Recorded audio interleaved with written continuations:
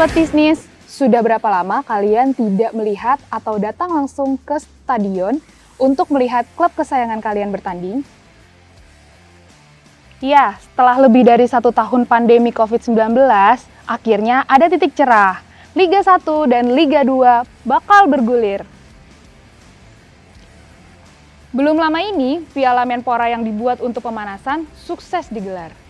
Lalu, bagaimana tanggapan mereka mengenai kepastian hadirnya kompetisi sepak bola di tanah air?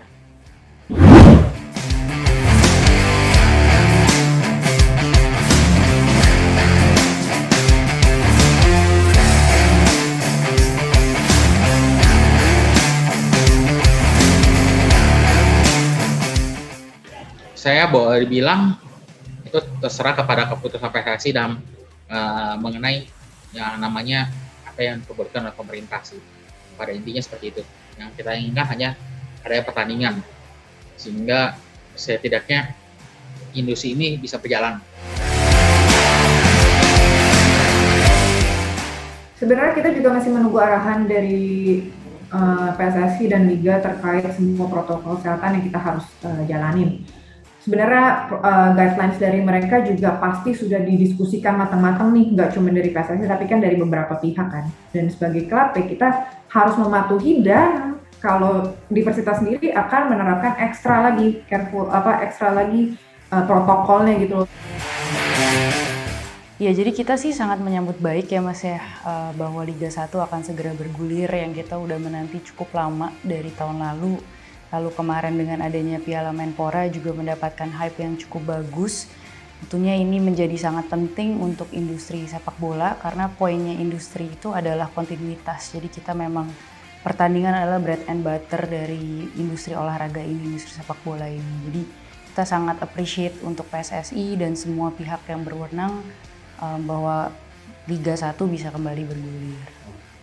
Tapi dalam pandangan saya, dibandingkan kita terlalu lama memastikan hal-hal yang tidak bisa kita kontrol, memang paling baik adalah kita menyesuaikan diri atau beradaptasi dengan kondisi yang ada.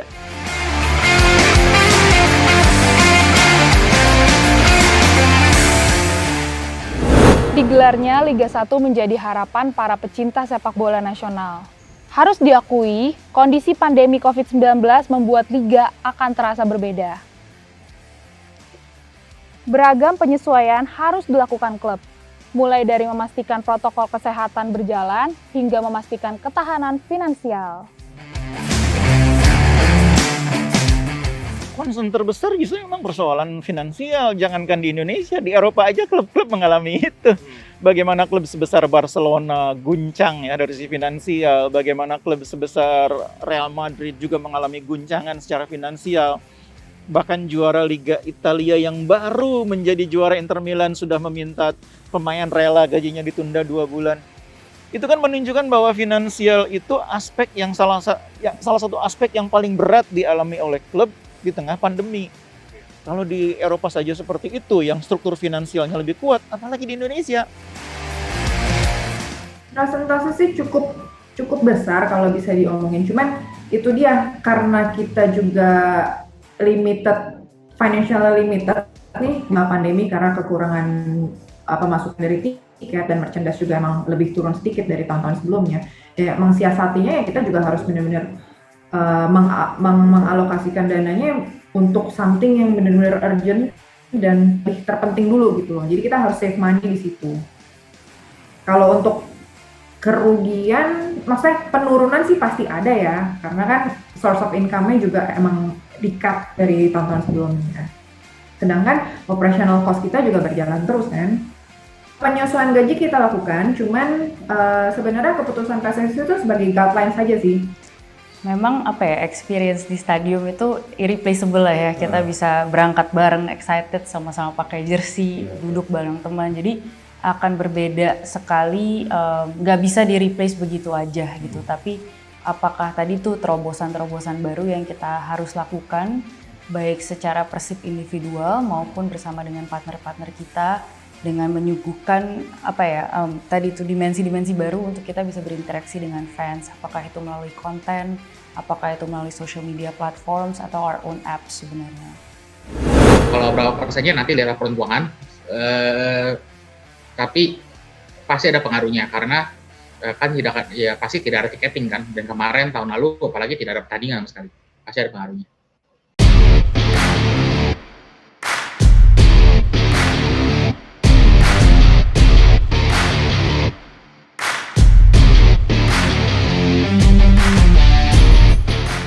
Melihat laporan keuangan tahunan pada 2020, Bali United mengalami penurunan laba bersih mencapai 26,15% dibandingkan dengan 2019. Total laba bersih Bali United menjadi 5,22 miliar rupiah dari sebelumnya 7,07 miliar rupiah pada 2019.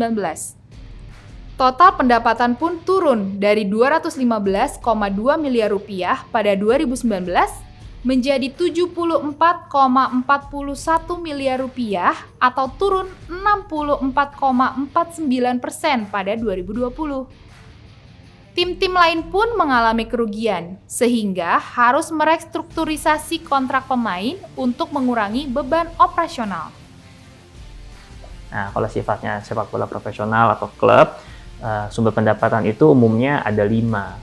Yang pertama itu tentunya berhubungan sama hak komersial dari siaran pertandingan. Modelnya tiap klub yang bertanding dan disiarkan, entah itu oleh TV atau media platform yang lain, itu mendapatkan mendapatkan hak komersial sesuai dengan performa atau mekanisme yang disepakati antar klub dengan bersama operator. Yang kedua tentunya adalah sponsorship yang masuk ke klub masing-masing. Itu juga menjadi sumber pendapatan. Yang ketiga pasti ya yang paling straightforward untuk orang itu ketahui adalah tiket pertandingan. Yang keempat itu berhubungan sama merchandise produk dari tiap klub. Dan yang terakhir adalah yang berhubungan sama hospitality. Hospitality itu kalau di Eropa adalah misalnya ada stadium tour misalnya, atau pemanfaatan venue stadion untuk keperluan di luar pertandingan, itu masih mungkin untuk didapatkan oleh klub. Ya, saya rasa tiap tim pasti punya masalah yang berbeda ya. Tapi kalau dari sisi Persija, Jackmania itu termasuk penyumbang atau pemberi pemasukan terbesar. Kalau sponsor kita bisa hitung lah jumlah sponsor bola di Indonesia itu berapa sih. Tapi ketika kondisi normal, tiket itu sangat amat besar lah. Kenapa? Karena memang satu, Persija ya mungkin memang alhamdulillahnya adalah salah satu tim besar juga. Dia punya fans banyak, Jackmania ada banyak. Lalu setiap main hampir stadion selalu penuh, kecuali di weekdays dan main jam 3 sore segala macam, karena memang kondisinya kan sekolah, hari kerja segala macam. Tapi kalau main malam atau main weekend itu bisa dipastikan hampir penuh lah. Atau minimal di atas setengahnya kapasitas stadion itu gitu, minimal sekali. Jadi lagi-lagi ya seperti semua industri mungkin pasti ada financial impact-nya lah, bohong kalau kita bilang benar-benar we're super fine gitu. Tapi tadi revenue sources dari Persib atau dari sebuah institusi olahraga sepak bola ini kan banyak ya. Ada broadcast, kalau luar negeri mungkin ada broadcast rights, ada ticketing, tadi Mas juga udah mention merchandise, ada partners kita. Nah kita juga jadi bahwa ada tiketing yang berkurang, of course, tapi kita juga berusaha gimana caranya dari sisi-sisi lain untuk bisa membantu mensupport operasional kita gitu. Tapi tentu saja efisiensi pun harus kita lakukan gitu, baik dari secara pengeluaran untuk tim maupun pengeluaran kita sebagai perusahaan. Sebenarnya kebanyakan klub bola itu source of pemasukannya ada 3. 1 sponsor, 1 tiketing, dan 1 lagi merchandise kan. Ini mereka benar-benar saling support sih. Merchandise, penjualan itu korelasinya ke prestasi juga korelasinya ke sponsor. Jadi semua itu, 3 itu sama-sama penting dan sama-sama contribute yang sama sih kalau saya bisa bilang ya ke pemasukan dari klub tersebut.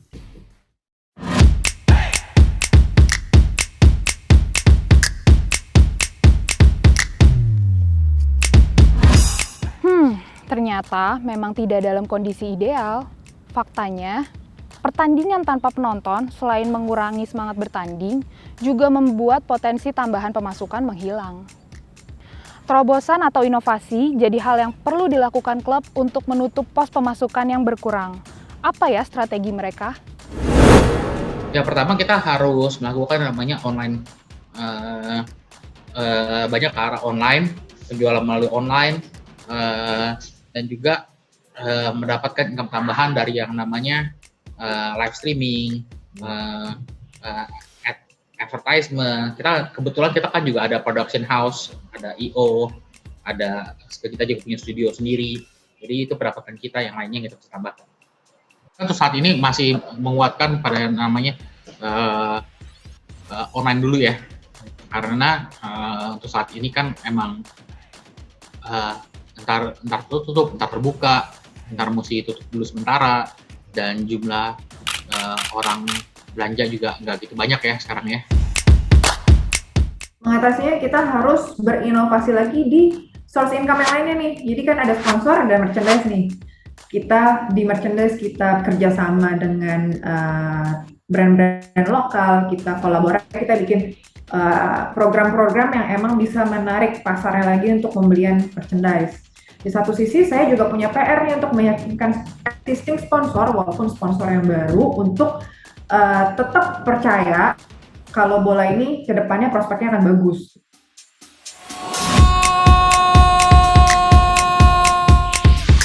Nah, kalau dari sisi commercial, dari sisi fandom dan lain-lain, kita beruntung kita Persib. Jadi kita the football industry, the football tuh di Jawa Barat udah ingrained in the culture.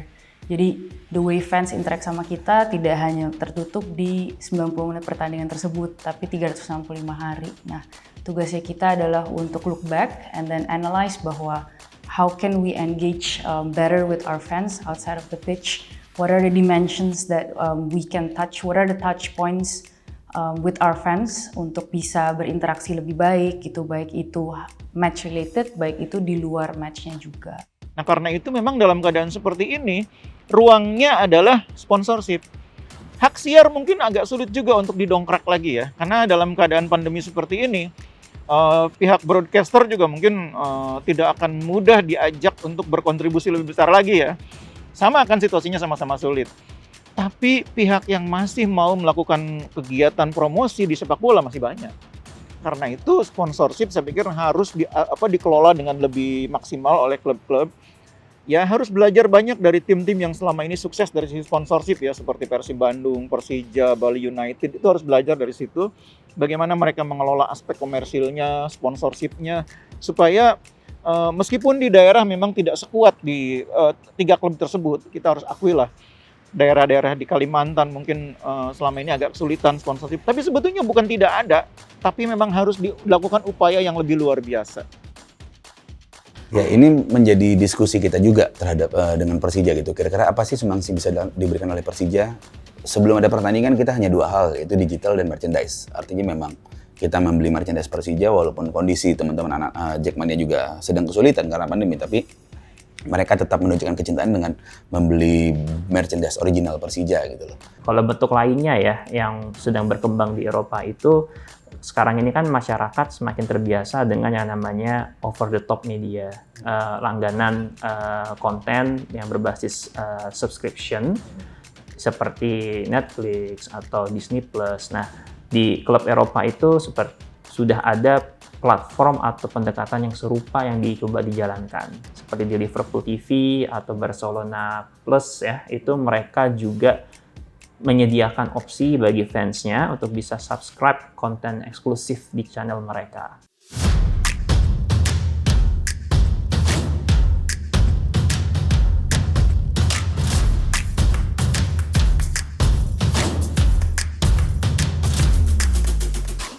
Sponsor, merchandise, hak siar, dan apalagi ya, potensi pemasukan dari aktivasi sosial media, lumayan nggak tuh? Ya, kalau dalam kondisi saat ini, kita bisa bercermin tentang bagaimana industri sepak bola Eropa.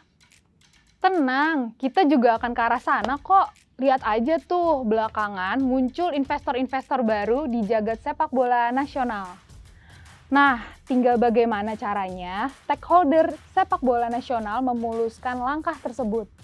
Menurut kalian, kita udah berada di jalur yang tepat menuju industri sepak bola yang modern belum? Nah, justru itu. Di Indonesia ini yang menarik, terlepas dari segala permasalahan sepak bola, investor tuh banyak yang tertarik. Ya contohnya Liga 2 sekarang tiba-tiba bermunculan investor-investor baru. Bayangkan itu Liga 2. Liga 1 apalagi? Kalau klub-klub Liga 1 lebih terbuka, mereka mau transparan soal situasi keuangan klubnya, mereka mau transparan soal kepemilikannya, banyak kok yang mau. Dan saya yakin transparansi dan akuntabilitas itu adalah jalan menuju perbaikan profesionalisme. Jadi sebetulnya dalam situasi pandemi menurut saya ini harusnya dimanfaatkan oleh operator liga, oleh klub-klub untuk mulai melakukan apa yang selama ini sulit dilakukan. Transparansi, akuntabilitas. Kalau dari saya, bola itu bukan hanya olahraga doang kalau sekarang. Harus dikombin menjadi sportainment. Jadi sport dan entertainment.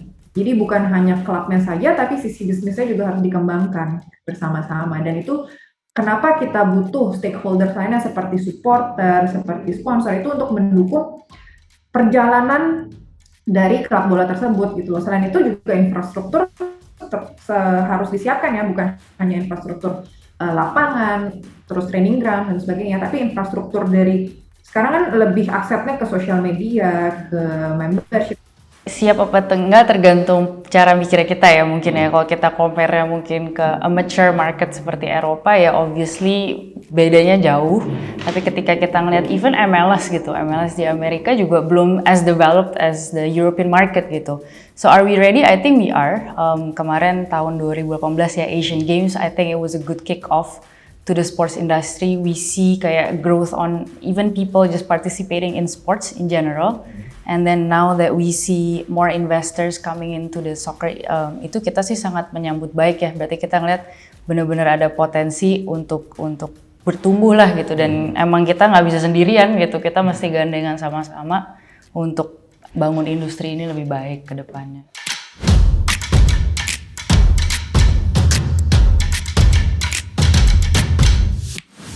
Karena kalau kita bicara murni sepak bola sebagai bisnis, saya ragu atau saya pun tidak bisa mengatakan, walaupun saya ini adalah analis investasi ya, untuk ngomong ke orang, yuk invest di klub sepak bola Indonesia. Saat ini saya belum berani di titik yang mengajak orang berpikir ke arah sana. Karena menurut saya terlalu banyak variabel yang tidak pasti untuk membuat investasi sepak bola itu memberikan return.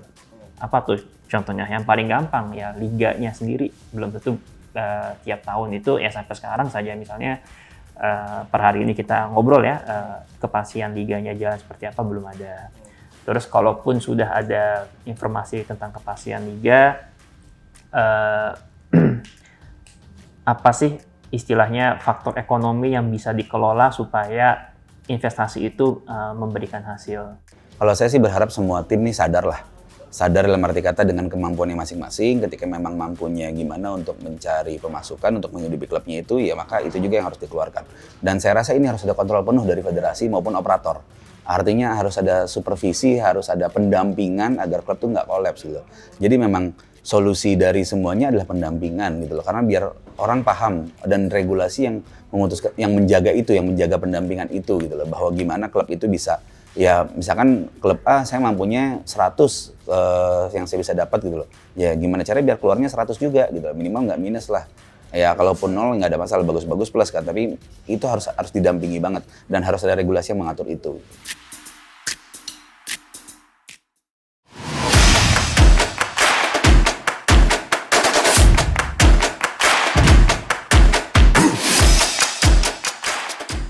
Kita nantikan Liga 1 yang dirindukan.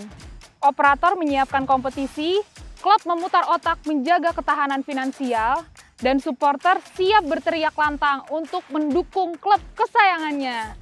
Ya, meskipun teriakan lantangnya harus dilakukan di depan layar kaca, semakin gak sabar kan menantikan bergulirnya Liga 1? Kamu dukung siapa?